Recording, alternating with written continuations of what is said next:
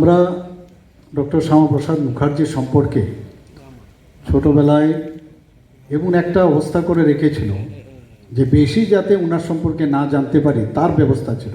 তখন আমরা মোটা মোটা জানতাম,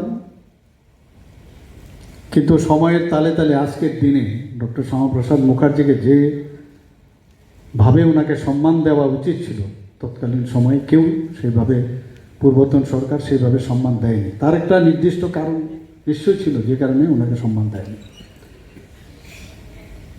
মাননীয় প্রধানমন্ত্রীজি 2014-তে যখন প্রধানমন্ত্রীর দায়িত্ব নিলেন, তখন থেকে আমরা দেখছি সমস্ত প্রদেশে এবং সেন্ট্রালে এবং গভর্নমেন্ট লেভেলেও